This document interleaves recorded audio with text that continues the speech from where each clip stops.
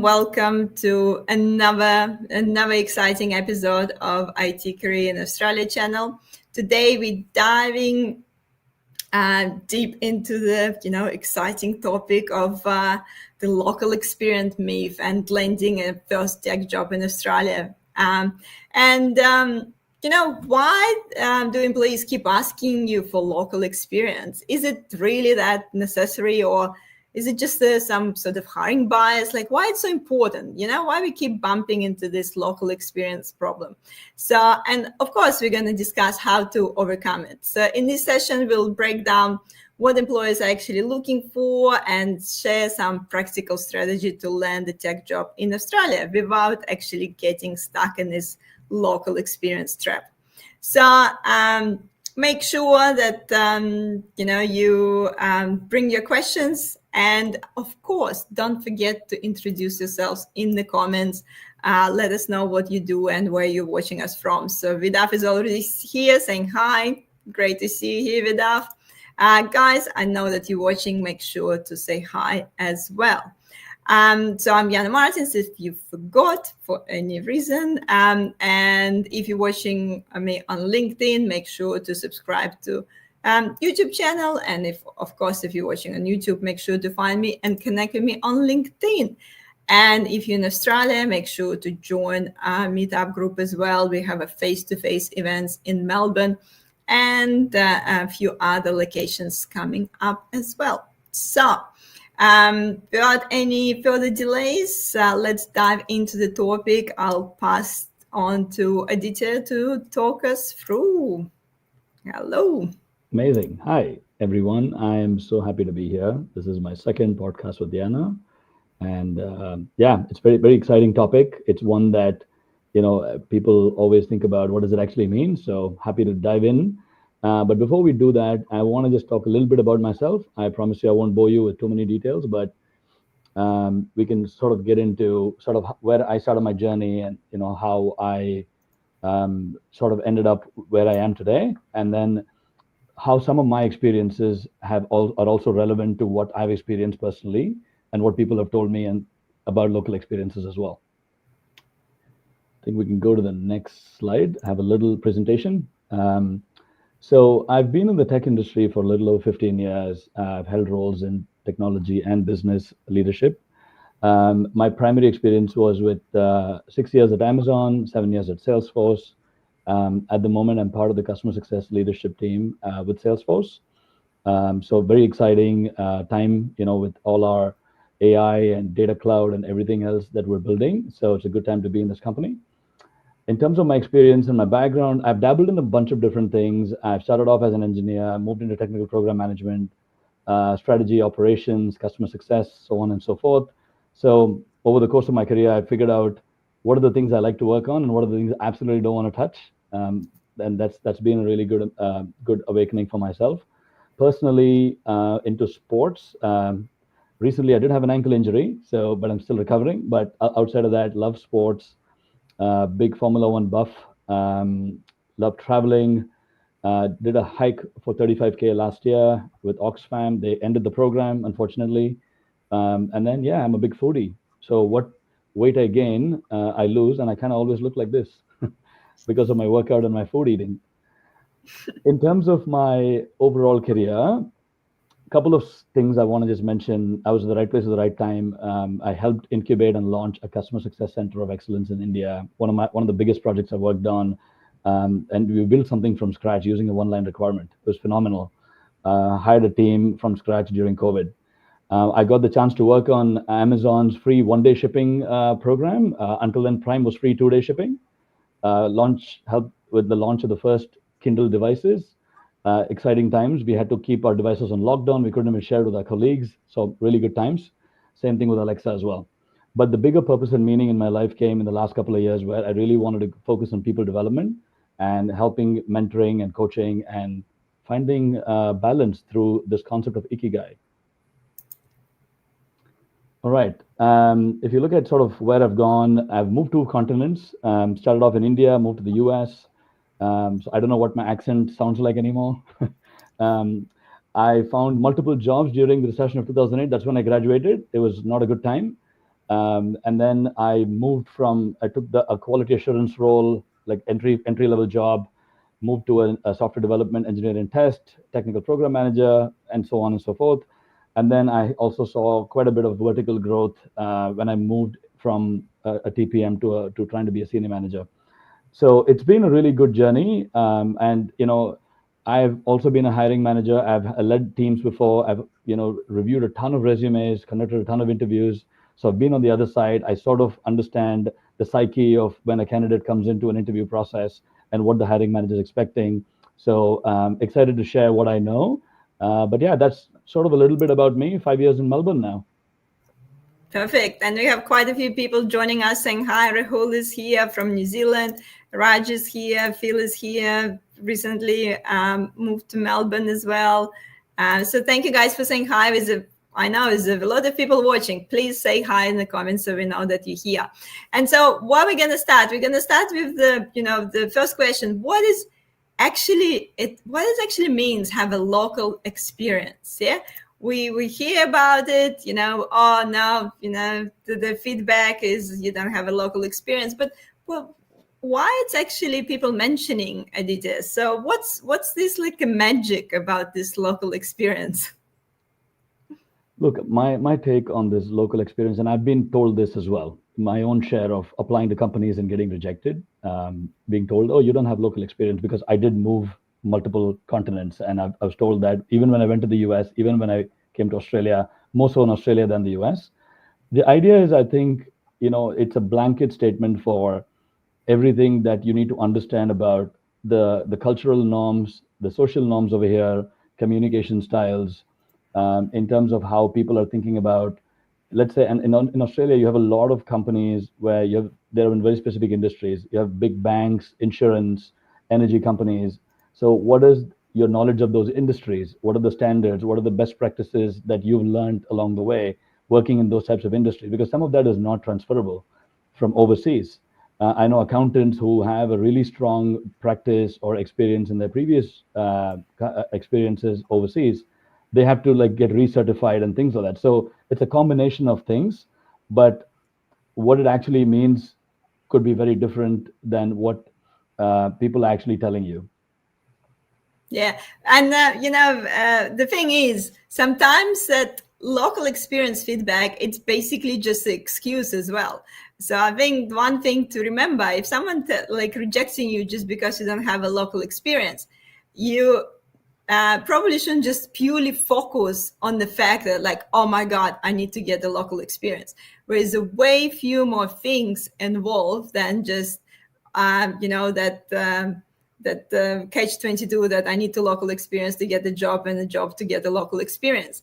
And I think, one really common one that people don't really tell you into your face most of the time, it's the communication skills. It's a English language. So if you're in an interview and the recruiter or hiring manager just can't really understand you or struggling to understand you, they're not going to tell you like, oh, look, like I just couldn't understand anything you were saying in the interview. They probably going to say that, we're not going to hire you because of your local experience.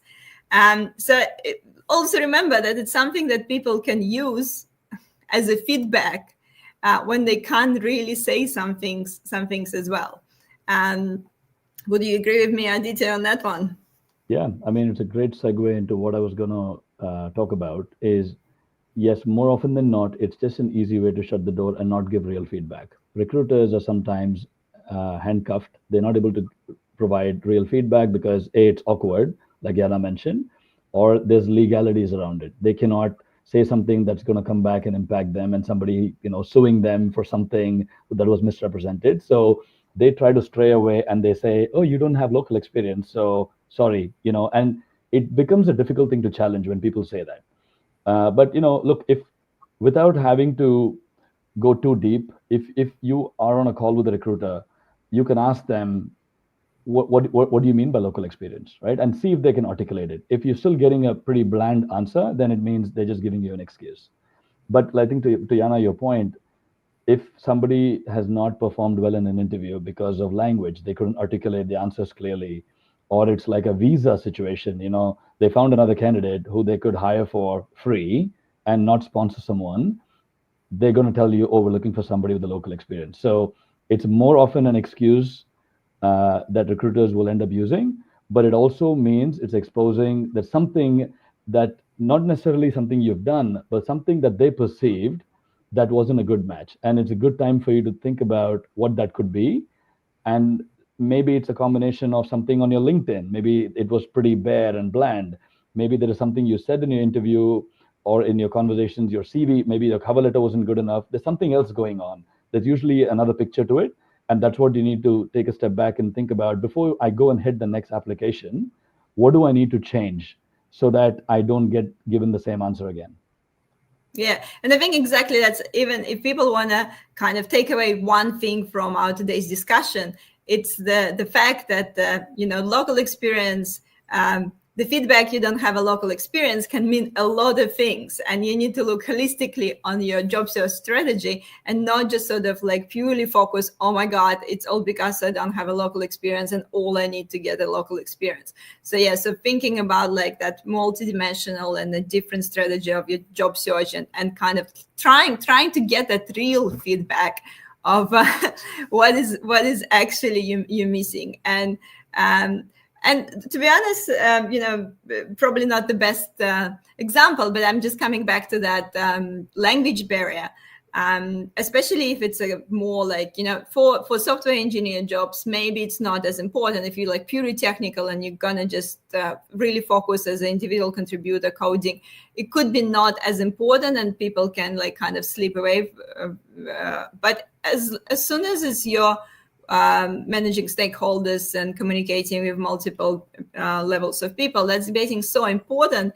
And often it's not your vocabulary or something, it just literally your pronunciation. Like people just sometimes like can't really get what you're saying because you're just mispronouncing the words. And so many people focusing on like, I need that massive vocabulary, I need to learn all these fancy words. No, you just need to slow down and articulate your words. And I just feel like that's such a common mistake that everyone just like moving here, and it's the most common, I guess, excuse with that local experience. Yep, absolutely spot on. I think so many times communication is also misconstrued as accent or sounding using fancy words. It's not. I don't have an accent. I don't have an Australian accent. But am I really able to communicate effectively? Can I say something succinctly that's going to quickly resonate with someone? Think about, if you're having any conversation with anyone, think about yourself as a salesperson. You're selling yourself. You're the product. Any interaction, whether it's a networking event or a meetup or anything, how do you showcase your best self in a way where they have an aha moment? They say, oh, wow, that's really interesting. I want to unpack that further. I want to double click on that. I want to learn more about this person. So think about what it is you can tell them that's going to leave an impression on them, right? And that's the key. More often than not, once they see that and they see your ability to break the ice, and because the way they're thinking about it is this person, if I bring this person into the team, how are they going to interact with stakeholders? Are they having a demeanor which is calm? Can they handle pressure? But they assess all of this through these indirect ways. Are they able to explain themselves in a meeting? And are they able to say it in a way where people from different backgrounds can understand? So there's a lot of those little nuanced things, but that communication articulation, I cannot emphasize the importance of that. It's 95% of how you position yourself in front of a recruiter or hiring manager. Know if you noticed, but I think it is a little bit like that Australian thing that the local experience often more valuable than the international one.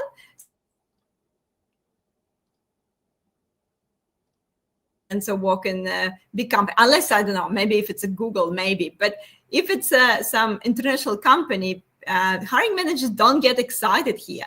Even if you actually Australian by birth and you went and worked somewhere and come back, there's still not that much value. No one's saying like, oh my God, they went and travel and get some international experience. So it's not really that thing here. It's almost Even if you're Aussie and you come back, your international experience is not as valuable. Whereas it doesn't look like some sort of advanced thing. So it's really, really like focus on what you've done here. Oh, but what did you do here before you went to America? What did you do before you moved to Dubai? Yeah, so it's quite interesting. So it's not only, I guess, all this for people who are completely new here, but even people who are coming back sometimes bumping into those.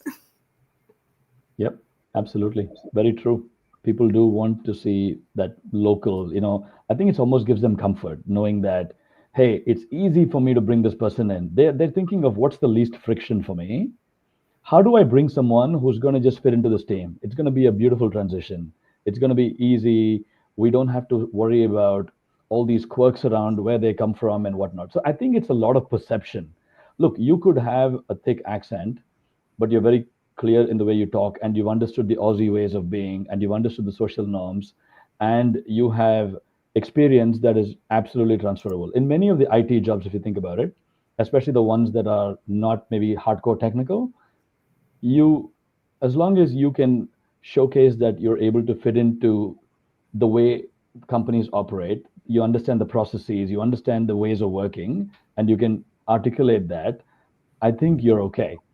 But sometimes you also have to augment your profile with things you've done on the side, like little things, side projects you might have picked up on the side, or little certifications or whatever. But you find a way to sneak that into the conversations and say, oh yeah, I don't have this experience, but hey, I was Scrum Master certified, and that was issued by Scrum Alliance based in Melbourne, right? So it's a way for you to massage that a little bit and then showcase that. Yes, definitely. And also, I think there's a question from Phil, but I wanted to ask you a few questions about some controversial techniques, that can be used to create that local experience. And, some of them might work, for some not. You already mentioned that you can sort of link something about the certifications that you did here. But what about just, try to like adjust your resume with some perhaps local experience that it's like maybe just your freelancing gig or project for the friend, or maybe some volunteer work, and just put something on LinkedIn that looks local. And so what do you think about that strategy? I think it will help if you're obviously not doing anything illegal. If you're doing something that's, your work visa permits it, and it's part of what you can do. Yes, because sometimes people are fed up of waiting for a job, and they tried through the traditional application process and they haven't gotten very far, and they want to know, how do I get something on paper quickly? So there's a lot of organizations that actually offer internships. There will be free volunteering work. Let's say you have some technical skills. You're like, you know what, I'll go to a not-for-profit and I will go help them. I'm going to use a Salesforce example. I'll help them implement Salesforce for their little sales team, right? Like, you could do things like that, and that will showcase that you worked with an Australian entity, and you get to put that on your resume. So there's no harm in doing that, as long as you're playing within the rules, and you don't want obviously be doing only that. Then your employers, the future employers, are not going to take you very seriously. But it's a good way for you to show that you have a growth mindset, and you're working towards getting that experience that is going to make them feel more comfortable. Yeah, and I think it does actually do help on LinkedIn, just with the search filters. If like recruiters searching and they filter by location or filter by the company, so if you can put some legit, as Aditya said, legit volunteering work, or like some freelance gig or something that the real one, it will help you with some searches on LinkedIn too. But I mean, there is, I guess, the levels how creative you can you can go with that, because again, it's a small community here. It's actually quite a small market, so people do talk with each other, and you'll be surprised, like that the hiring manager actually know like few people from this company. I can always just give them a call and say, hey, did this person actually volunteer for you, or this person actually did this project? So remember that Australia is definitely like everyone knows everyone. Yep. Really, really good point. I noticed that very quickly as well. Word spreads very, very easily here. Yeah. So, but I think, look, the work experience bit, can come from different ways. It could be exactly relevant experience. It could be experience that's adjacent to it. So you can always look at experiences that you can add to your profile. That's going to be sort of next to each other. It doesn't have to be exactly in that field, but if that gives you a quick foot in the door, if that's a low hanging fruit that you can go after, great. You can still apply for jobs on the side. You're still doing something separately, but it's one step closer to someone shutting the door saying you don't have local experience. Yeah. What about something like try to work for free, or suggest I'll do the probation period for free, or I'll do something for free, and give me a go. Have you seen anyone been successful with some strategies like that? I've seen a couple actually. One is someone I know who's actually working with a startup, right? Again, all legitimately, but they're doing the work for free because the startup has no funding. But this person's like, I want the AI experience, I want the cutting edge technology innovation experience. So they want to put that on the resume. So yes, you can do that because you never know what doors that will open as well. Because at the end of that experience, maybe they like the work that you've done. Because at the end of the day, most people will actually be really good at their jobs. They just need to be given a chance. If you shut the door, you don't know what they can offer, right? So the people who with a lot of skill can be taught. Will is more important, but you know there are people who've actually taken these 6-month gigs, at the end of it converted into a full-time job because they're like, you know what, think about the mentality of the Australian hiring manager at the end of that. They're like, okay, I have this guy for 6 months. He's done all this work. He knows the system in and out. We've trained him. Do I want to go hire somebody externally? They don't want to do that. So just think about that. And it's an important point I want to make. 80% of jobs are not advertised on LinkedIn. Let that sink in for a second. It's 80%. Most hiring happens through referrals. So if you're just like spraying and praying that, I'll apply to 100 jobs and something will click, may not be the best strategy anyway. So coming back to what Yana was asking, yes, you could do that. I know there's one program which is called the Professional Year.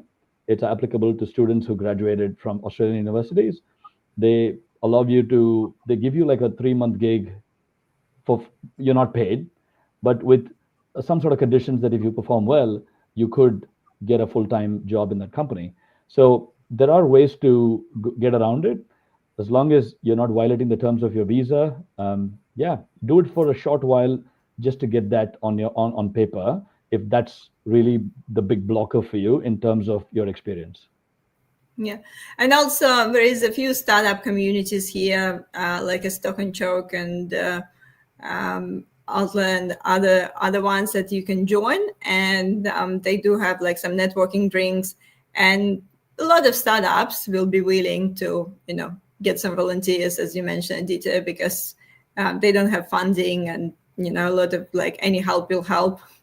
And then you legitimately can put that startup on your LinkedIn as you doing something there, even if it's unpaid. But that's kind of can give you that creative description on your resume, which is actually the legit one. But what about taking some like crappy job just to take the experience? Go and work in 7-Eleven, or I mean, crappy job. I shouldn't be saying crappy job, but let's say non-technical, non-relevant job, just for the sake of having a job and go stack shells and coals, and you can put coals on your resume, So what do you think about that? Is it a good strategy to get that local experience, or it can set you back because now you're not applying for a software engineering role anymore? You doing some retail? Look, I think there's no right answer to this. I think if, let's say, you're financially constrained, you moved from overseas, you don't have a support system here, and you literally need to put food on the table, and you need to pick up a job on the side to make that happen, then yeah, you could do that. My suggestion, or my sort of 2 cents on this is, you could find jobs that are more aligned to your skills. If, and this keep this as a last option, maybe, say, you could be a tutor. let's say you're good at math, you're good at science or something like that, tutoring jobs will pay pretty well actually. Like, you could get more than minimum wage for that, and that's decent amount of money, and you could still find something part time. It's still in the realm of how you would leverage your existing skills, and if anything, it's going to make your profile look even better. I did a tutoring gig for a little bit as a volunteer opportunity, and then I remember I applied to a job. They were more interested in talking about the tutoring gig than the actual my previous experience. It was a great icebreaker, and we started talking about it. And I think those are some of the ways I would think about. First level, look at what's adjacent to what you've done. Can you find something part time, contractual? If not, then if worst comes to worst, yes, you could get a job in retail. You could explain yourself to a future recruiter or an employer that I had to do this because it was a stopgap. I just needed to find something to keep my family going. So I don't think it's a bad thing, but yes, like I said, I don't think there's one right answer. It really depends on what your situation is. If you've got financial runway, let's say you can last another 6 months, 1 year, then maybe you can take a little bit longer to find that career gig rather than the job. Yeah. Yeah. I mean, probably also if if you're in that position that your English maybe not that great, getting a job always really helps just to pick up that slang and talk with people. And it's like incredible how like working in a local cafe can actually increase your networking as well, and just meeting people. And again, like having that small talk. But, if the language is not a barrier, so, it's, as Aditya said, maybe, yeah, so the focusing on that career thing. But yeah, if you really, really, I guess, struggling with the language barrier, I think some irrelevant jobs sometimes can just help to feel more comfortable just chatting with people, and getting better at that small talk. That's quite important here as well, because every interview here starts with a bit of a small talk. Oh yeah, big time. Oh my God. I mean, Aussies love to talk. I've actually been in customer meetings where I jumped right into the meeting, and the guy was not impressed. He was like, let's chit chat. They want you to make a connection. They want you to ensure that there's someone that they would like working with. They want to establish that first, and then they will go into talking shop. So I think it's super important, whether it's like a arbitrary weather talk, whether it's about the last night's footy game. It's anything that is representative of the Australian culture. I think it's a good idea to put in that effort. And I know a sales guy, one of my friends, he says he doesn't follow all the sports, sort of events, but he just reads the headlines to go and just make conversation. And he's been doing quite well. So it looks like that trick has worked for him. But I think it's important to just assimilate in the culture. Many times, especially people coming from very different cultures, they feel like they form their own communities and groups, and they keep hearing the same stories as well. Somebody will tell them, oh, I got rejected again because of local experience. Look, that's not your lived experience. You don't have to make that your problem. You have to go and do this thing yourself anyway. So sometimes that negativity will also permeate. It's better to just keep that at bay. And my suggestion is really observe people. Like Yana said, even if you're not working at a cafe, go to a cafe, just spend a couple of hours there. You could be working on your resume, but just observe how people are talking. What is it they talk about? How do they actually make conversation? Is there anything that you can discern that's specific to how people operate over here? But they're truly really nice people. They're really enjoyable to be around. Have a good laugh and have a good chit chat with people. And I think you'll find that that's what you will bring to the conversation with your recruiter. That's what you will bring in the conversation with your hiring manager, and you will let your guard down a little bit. Yeah, and I actually really like coming back to example with your friend who was reading like headline of the sport events. Yes, it's quite important to know which AFL team won last weekend. So I think it's a really simple tip to to know. Just make sure to check which AFL team is in the final, so you can always pick up that small talk, because it is definitely part of that culture to have this conversation, not just jump straight into the meeting. and not just even in the interview, not just jumping straight to the interview and to the details. It's all about just having that, little conversation. And if you're not doing that, that's also that, local experience flag that like, oh, like this person jumping straight to the point. That's not how we do the things here. So even learning that small talk could really like set you apart in the interview. Yep. And also think about, where do you come from? What kind of a country or what kind of work environments do you come from? Like Australia is a pretty laid back culture, especially in Melbourne. Sydney is probably a little bit more fast paced. Melbourne's a little bit more laid back. People over here are expecting people to come in and be operating like them. They don't want to feel like you're going to change the culture or, make it more competitive or whatever it is, right? So think about their psyche. I worked in India. I mean, I never worked in India, but I came from India where it was extremely competitive. Growing up, you're always told that it's not enough and you need to do more. And then I went to US where your entire identity is tied to your employment. And then it turns out you come to Australia. I had to, for me to slow down, it took me 3 years. And it wasn't easy to do. So think about, and even at work, one of my managers actually told me, hey, you actually need to slow down. So because I was just conditioned to work a certain way. And I think that's also important to keep in mind. Actually, on that topic, Pratik is asking, why did you move from US? Where did I move? A couple of good reasons. One is I was just on an H-1B visa. I was just sick and tired of living my life in 3-year increments. I wanted a more strategic life plan. I was done running the hamster wheel. I wanted a more relaxed pace of life, something that's a little bit more full. And I've got family in India, so I wanted to be closer to them. So it's easier for me to visit and be of assistance to my aging parents. So there are a couple of reasons there. It's really rare in Australia, actually, closer to visit. It always seems like the furthest place you can go. It is in the middle of nowhere, but it is closer than the US to India.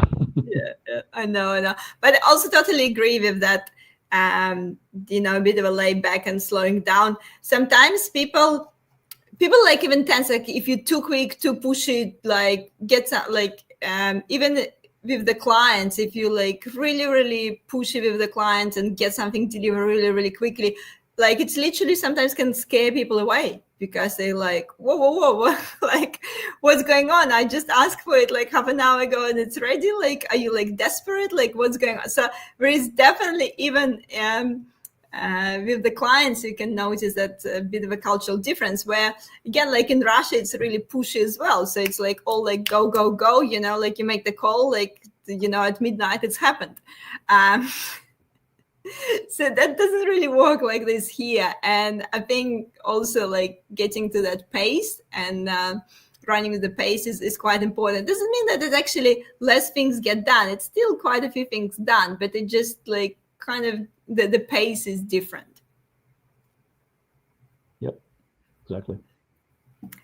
Just looking if we have any other questions. Rama, we're not going to talk about getting a tech job as a career change in this live stream, but there's definitely a few live streams on that topic. I really recommend to go back and I'll link some to this live stream. It's definitely we talk about how to get the tech job in general. And there was another question from Rita, I think here. I lost it. Anyway, I'll find it in a second. But let's just go back to, we mentioned, I think, quite a few things, but we had like a slide from you as well, Aditya. It's something we didn't mention that's probably quite important to mention while we talk about that local experience topic. Yeah, so look, this is a big topic in terms of, what's your overall strategy to apply and how do you get a job? There's a lot of things you need to do for that. There's the whole LinkedIn thing, there's the whole networking thing, there's the whole CV, cover letter, there's the whole positioning yourself. There's a bunch of different things. Look, I think if I were to just call out a few things, first of all, the stuff at the bottom I've put in, an unexamined life is not worth living. I actually try to follow that. What I mean by that in the context of job applications and things is every time you do something and it hasn't worked, take a step back and think what you could have done differently. If you don't know what it is, ask someone, ask an expert. When I moved to multiple countries, I had no one, literally no one. I had to lean on people who had been there and done that. So talking to people about how do you hack this thing is important. I'll give you an example of it's unrelated but related. I got a tax consultant because I thought first initially I said I know everything. I know how to do taxes. I don't need a tax consultant. Then I hired someone and he told me, hey, you actually are losing money. You're bleeding money on multiple fronts.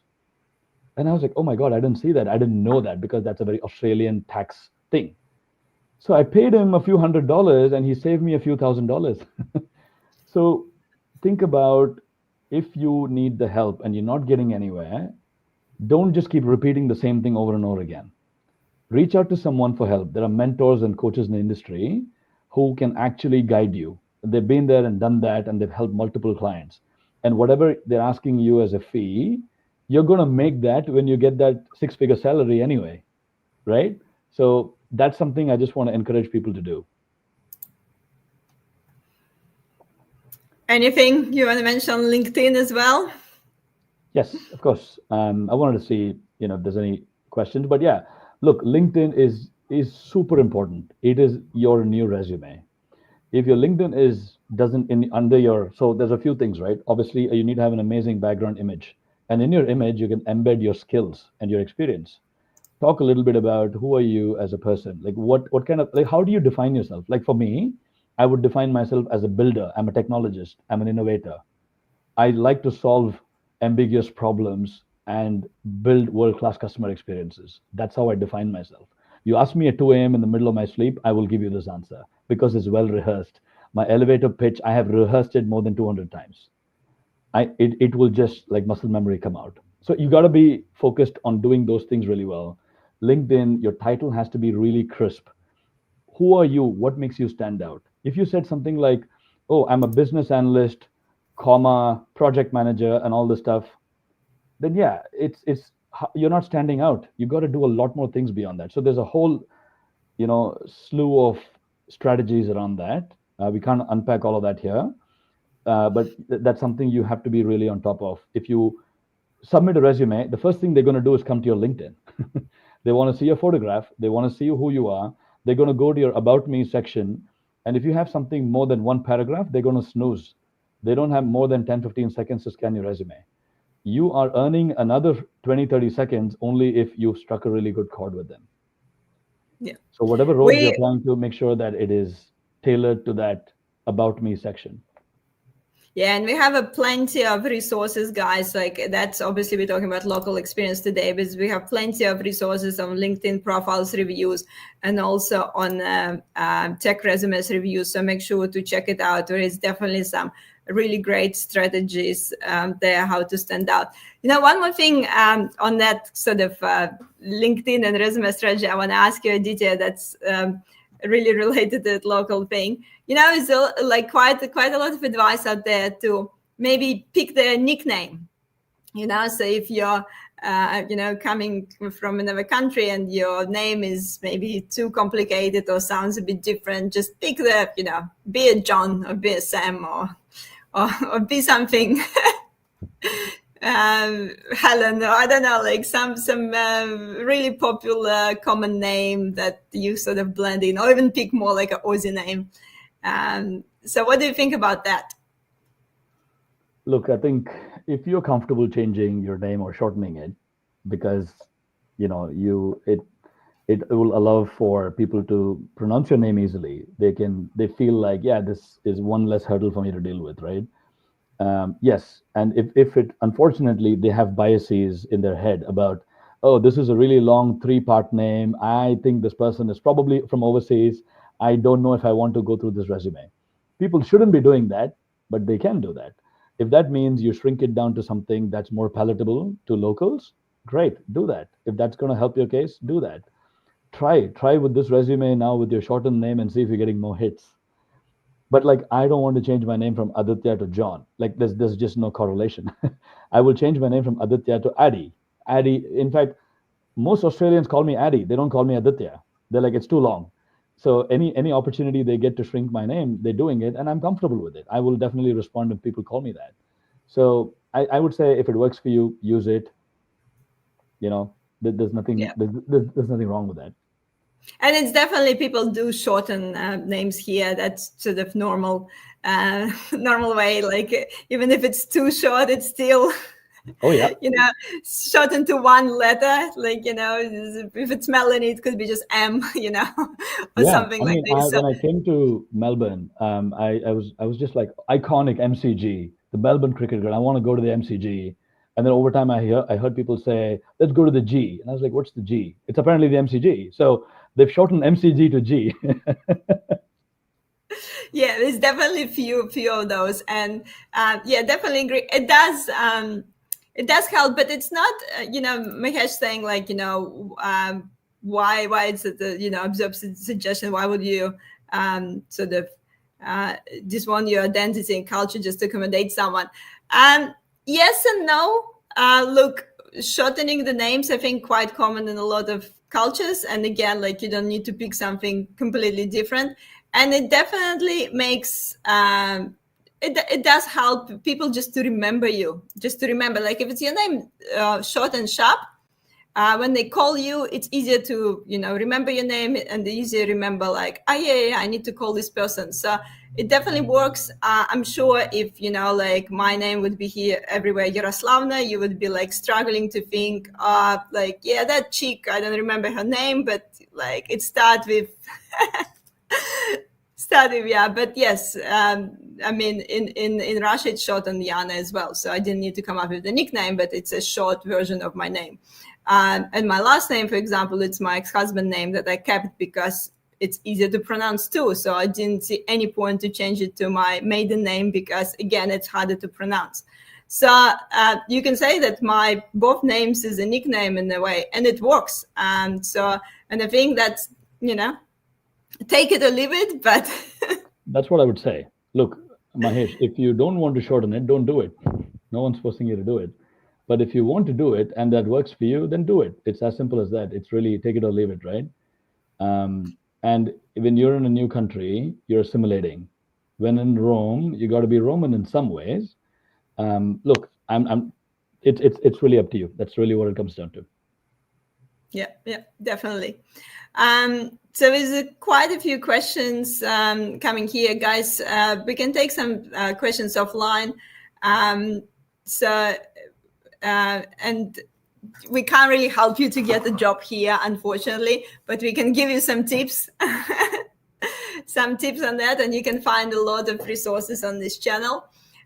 It is definitely even harder to find a job if you're not actually physically in Australia, and I think that's like another next level. If you're not here, then applying for jobs probably the last resort that can get you a job. So it's a whole topic for another conversation. But yeah, Aditya, I think we're kind of like running out of time. So we're already at 45 minutes in our chat. I guess people can reach out to you for more advice. So just maybe quickly let us know what's the best way to connect with you. Yeah, look, I'm on LinkedIn. You can just search for my name. You can find me, and you can add me, and then reach out to me. There's a book an appointment link with me. I do offer free, like a discovery session. I'll just talk through what it is you're after, what are your skills, your experience, what are your goals and aspirations, and then if time permits in the first session, I'll tell you what I think. If I need a bit more time to digest it and then come back to you, then I will set up another time with you and then share my feedback or anything that I've understood, and then what paths you have ahead of you. In terms of focus, I do a little bit of resume and LinkedIn review. Like I'll identify the obvious ones and tell you. Like if something is a red flag or yellow flag, I'll tell you straight away. But I'm not a resume writing. That's not my practice, right? It's you. If you really want that, you might need to go to someone else. But then I will help you with how do you do elevator Go to pitches. bed. That's right. Yeah, you've got experts in different aspects of this, right? Then, but helping you, coming up with a good elevator pitch. How do you brand yourself? How do you position in front of recruiters? Storytelling. It's one of the most important skills of the year, I think. And then I will do mock interviews. I've done that for a few of my clients. I will actually behave like a hiring manager. I will ask a lot of questions and then provide my guidance at the end of it in terms of how those questions could have been answered. 30, 60, 90 day, if you're starting in a new job, how do you set yourself up for success? How do you make sure that you're on the good side of your manager and your team? Promotions. So I do have clients who are from they're in different aspects of the career journey. So whether it's promotions, career pivots, somebody asked the question about how do I get into a tech job? Happy to discuss that. Happy to talk through what that could look like for you. And then since I've worked in some of these bigger companies like Amazon and Salesforce, I think I kind of understand how these companies do things at scale.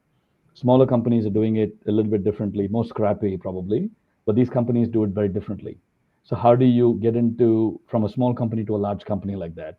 And then what does that mean from an interviewing process? Because those interviews are a lot harder. And then yeah, I have a bunch of really amazing leaders on my network, and if I find that it'll be good for you to have a conversation with them, I'm happy to introduce. I'm happy to put you in touch and things like that. If we get far along in the coaching and mentoring process, right? So yeah, that's pretty much what I offer. And please feel free to reach out, and we'll go from there. Perfect. We have quite a few questions, guys. Again, if we didn't answer the question, we'll try to take it offline or book the session with Aditya. But I just want to quickly say to Satya, in the resume, it should be a full name or like a short name. To be honest, you can keep the short name in your resume. There is no need to put your full name in the resume. You'll send your full name when you actually get an offer. Everyone will ask you to fill the details to send your full name for the documentation, and that's only then you need to provide your full name. No one really need to have your full legal name in the resume, so there is no like legal requirements for that. And just want to quickly write the comment from Paul. I want to ask a recruiter about the whole local experience thing when I first landed in Melbourne, and his response, "Don't worry, that doesn't apply to British people."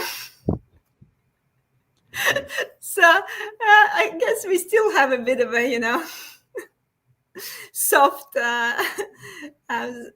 sort of soft spot for the British people, and probably culture a bit more similar. But look, I'm sure there's some British people that are bumping into the same problem too. I don't know, Aditya, have you bumped the problem with the British people? I don't know. I'm not a British person, so I don't know. Maybe it's true. Maybe you are. Maybe because you have a lot more similarities in culture, and you do have the British influence started off a lot early on in Australia. Maybe it's a lot easier for you to fit in and get into the groove with the locals here. So yeah. We sounds like a racist here now. Like, yeah, like British can get away with it. Americans, yeah, maybe. Like, look. Yeah, I wouldn't know. Let's not open the, can of worms here. But yes. What's happening next, guys? Just a few announcements, and I think there's a question there about actually coming back to the industry after the break. Sorry if I mispronounced your name. Human Bido asked about coming back to IT. And guess what? We actually in a few weeks gonna have this topic. We're gonna talk with Diksha about back to tech, restarting your career after break. We're gonna do it on the 16th of April, so in a few weeks' times. So if you're interested in the topic, just make sure to register for this one. I will announce it on Meetup shortly. And the next week, I'm not going to run the stream on my channel next week, but I'm going to run the webinar on behalf of ACS, Australian Computer Society. And we're going to talk about confidence and effective networking together with Sally. So make sure to register for this. It's a separate link on the ACS website, and you don't need to be a member of ACS to register for this one. This webinar is actually open for everyone who would like to tune in. So make sure not to miss it. And of course, another tech walk, not this Sunday, but next Sunday, 6th of April. If you're in Melbourne, you don't want to miss the tech walk in Albert Park. So we've been having incredible crowd there. So, 50, 60 people coming up. So it's been a lot of fun. If you want to network, especially if you're new to the city, I think that's a place to be. And me and Aditya both will be there. So that's your chance to meet us both in person if you're in Melbourne. Anyway, so just I know there's so many things we can talk about, but trying to wrap up here. Aditya, just if you want to leave our audience with just one main sort of takeaway from today. I know we discussed quite a few things, but yeah, if you want to sort of summarize it in one main thing that people need to remember, what would it be? So many things. Look, I think the biggest thing is when you're new to the country, you're trying a lot of things and they may not work. And that's okay. That's just take the help. I think, you could be, the doors might be getting closed because of local experience, or they might tell you something more point blank, or they might give you some other excuse. When that's constantly happening, I think it's time to take a step back and say, I'm going to take help from someone. And if you do that, I think you will understand that you can get to your goal of finding that job that much quicker. And yeah, that's the big one. The other one is, if someone is giving you the excuse of local experience, it's usually something else going on with your profile. It's something else in the way you've positioned yourself, or something in the way you have interviewed, or you just need to reflect and think back on that. Yes, and also I think remember that sometimes the local experience thing is just the excuse. try to dig deeper, try to find a different strategy. And as Aditya mentioned, something will work, something will not work, but eventually something will work. I think I have a video actually. Then I moved here. I couldn't speak English at all, and I got fired from my first 2 jobs. So it was an interesting journey. So if you're curious, you can go back and watch that video. That was 15 years ago. Look, I can speak English now. So magic, yeah. Yeah, and look, things changing. Yeah, and the other thing I would say is actually there's someone on my network. I want to just quickly do a plug for her. Her name is Amanda Boyce. She's a coach who's focused on Aussie English accent and pronunciation, and she also does some programs on the local sort of flavors of how to be Australian and assimilation and things like that. She would be a great person. Here's the Instagram page. I'm happy to send it to people if they reach out to me as well. Really good person to talk to, and she can help as well. So that might quickly fast track your ability to sound like you have understood the cultural aspects of the country. And there's another coach called Pan Pereira. He's really good as well. He's got a full comprehensive program of week 1 you do this, week 2 you do this, and so on and so forth. But you reach out to me, and then I will figure out whose profile might be good for me to help versus who can actually go to him. I'm happy to do that. But I think just also remember one more thing. When I came to Australia, I took a 30% pay cut. It was not great. It didn't feel good at all. But sometimes you kind of go down here before you go back up, and that's expected. So if you feel upset about it, just know that it's not just you. It's the norm. It happens in some cases. Yeah, just part of the journey. And I think it's older you are, then you're moving to a new country, as hard it is as well, because now that you have all this other experience, and then suddenly you feel like that's experience being disregarded. And I think it's also can really affect your the self-esteem and the mindset. So when you sort of in your early 20s and you didn't have like a career back home, I feel like it's much easier. So you sort of like wing your way around. But yeah, so if you have a 10-year career in your home country and then you sort of need to step back, it could feel, really uncomfortable.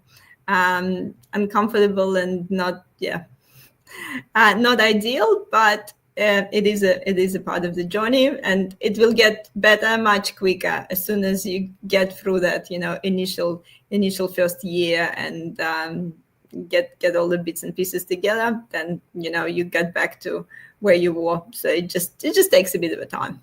Yeah, and it goes back to what you said, Yana. That's which is super important, which is once you're in, then I think it's a small community. Then people will tap on your shoulder and say, "Hey, I found out you're looking for work, or are you looking for work?